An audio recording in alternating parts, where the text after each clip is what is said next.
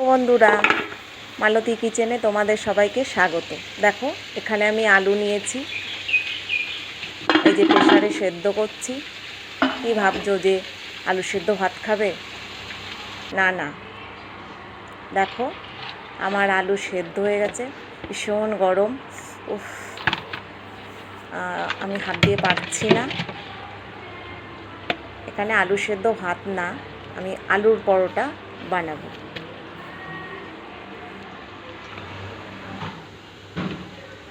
তো দেখো, আলুটা আমি গরম বলে এতে করে একটু ঠেসে নিচ্ছি।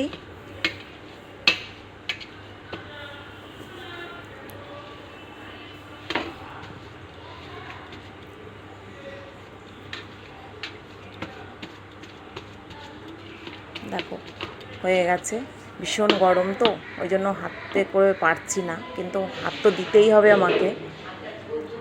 এবার দেখো লবণ দিয়ে দিলাম, পেঁয়াজ কুচি, লঙ্কা কুচি আর ধনে পাতা।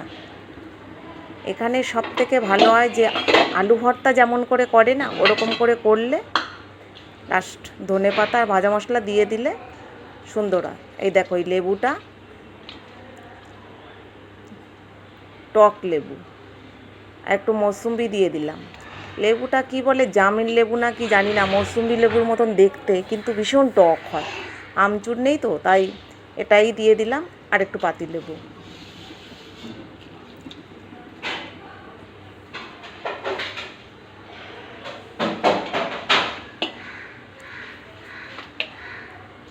তো দেখো, এখানে ভাজা মশলা দিলাম, ধনে জিরে লঙ্কা, গরম মশলা দিইনি, দিতে হয় না। এবার ভালো করে মেখে নিচ্ছি। একটা জিনিস ভুল হয়ে গেছে, যে তোমাদের আমি ময়দা মাখাটা দেখাইনি। তো দেখো, আমি ভালো করে মেখে নিচ্ছি।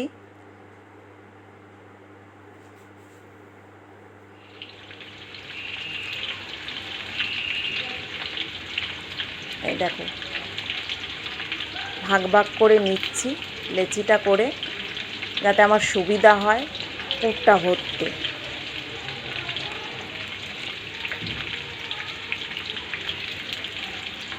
দেখো এত সুন্দর গন্ধ বেরোচ্ছে, যে ধনে পাতার একটা গন্ধ, আবার পেঁয়াজ কুচি, আবার ভাজা মশলা, মনে হচ্ছে যেন ফুচকা ফুচকা গন্ধ আসছে।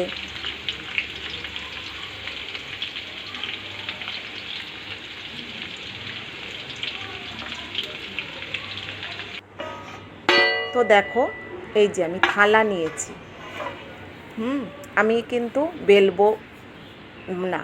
দেখো, আমি এই প্রসেসে তৈরি করব, কিন্তু একটা জিনিস ভুল হয়ে গেছে, তোমাদের পুর ভরাটা দেখাইনি।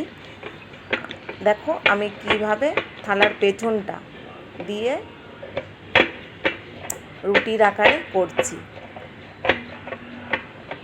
বেললে মনে হয় যেন এই যে ফেটে যাচ্ছে, ভেঙে যাচ্ছে, আটা লাগে, কিন্তু দেখো আমি হাতে করে করছি।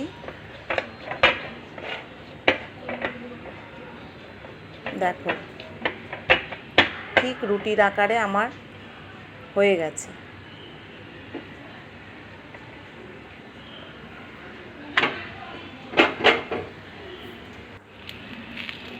দেখো এবার সেঁকে নেব।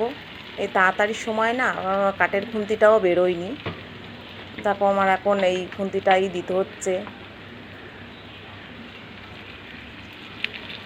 এবার একটু সাদা তেল দিয়ে দিলাম।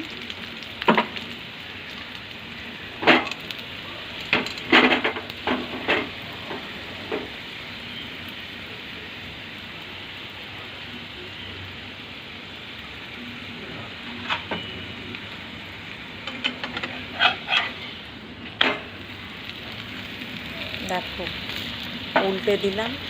এই পরোটাগুলো না একটু লাল লাল না হলে না বেশ ভালো লাগে না। লুচি তাও একটু সাদা সাদা চলে, কিন্তু পরোটাগুলো বেশ একটু লালচে লালচে হবে, দেখতে সুন্দর হবে।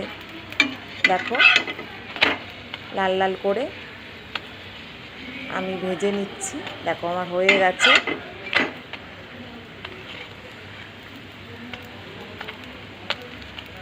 দেখো একে একে অনেকগুলো পরোটা আমি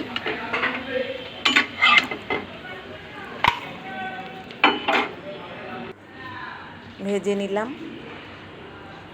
রবিবারে সকালবেলা জলখাবারে যদি এরকম পরোটা হয় আর সাথে মাংস, আবার শসা